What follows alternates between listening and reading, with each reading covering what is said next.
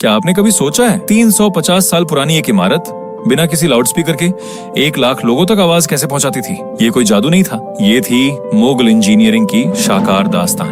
वो इंजीनियरिंग जो आज के जमाने के माहिर भी देखते हैं और हैरान रह जाते हैं। आज हम उस पुरअसरार तामीरात का राज खोलेंगे जो आज तक किसी ने आपको नहीं बताया। लाहौर की बादशाही मस्जिद, ऊपर से देखो एक इबादतगाह, लेकिन अंदर झांको और एक ऐसा राज खुलता है जो सदियों से पत्थर में दफन था। सन 1671 मुगल बादशाह औरंगजेब आलमगीर ने एक हुक्म दिया, एक ऐसी मस्जिद तामीर करो जो दुनिया की सबसे बड़ी हो। और उस्ताद अहमद लाहौरी के शागिर्द जिन्होंने ताजमहल बनाया था, उनके हाथों में यह जिम्मेदारी आई।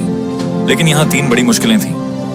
1, जमीन नरम थी, दरियाए रावी एकदम पास था। 2, झलझले का हमेशा खतरा था।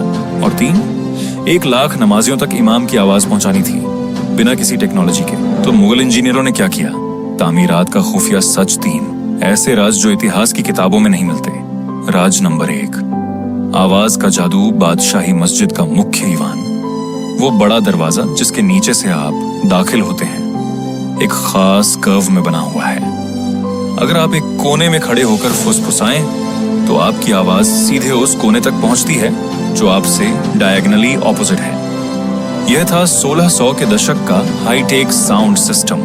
इमाम की आवाज बिना किसी माइक के पूरे सहन में इस तरह गूंजती थी जैसे आज के कॉन्सर्ट हॉल्स में होता है, बिल्कुल उसी अकूस्टिक प्रिंसिपल पर। राज नंबर 2, मीनारें जो सीधी नहीं है। बादशाही मस्जिद के चारों मीनारे 53 मीटर ऊंचे, देखने में बिल्कुल सीधे लगते हैं लेकिन है नहीं। हर मीनार को एक खास मैथमेटिकल एंगल पर बाहर की तरफ थोड़ा झुकाया गया है, बिल्कुल ताजमहल के मीनारों की तरह।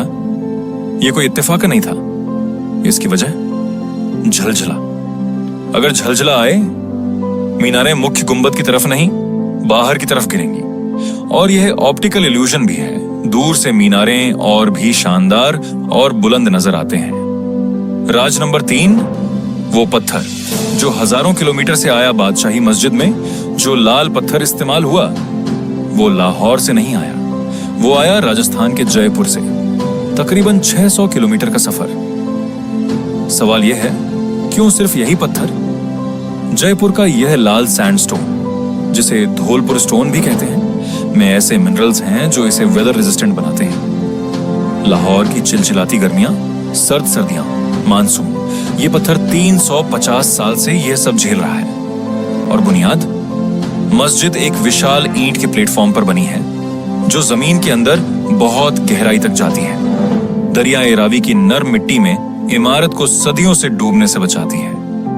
बादशाही मस्जिद सिर्फ एक इमारत नहीं, ये एक किताब है पत्थर में लिखी हुई, जिसमें अकूस्टिक इंजीनियरिंग है, साइज्मिक सेफ्टी है, मटेरियल साइंस है और एक ऐसी सोच है जो 350 साल पहले भी आने वाली नस्लों के बारे में सोच रही थी। यह सिर्फ पाकिस्तान की विरासत नहीं, यह पूरे उपमहाद्वीप की साझी धरोहर है। हिंदुस्तान और पाकिस्तान दोनों के पुरखों ने इसे तामीर किया, दोनों का खून और पसीना इन पत्थरों में है। यह इमारत हमें बांटती नहीं, यह हमें जोड़ती है। इस विरासत को बचाना हम सबकी जिम्मेदारी है, क्योंकि जिस कौम को अपनी तामीरात की कदर नहीं, वो कौम नई तामीरात भी नहीं कर सकती।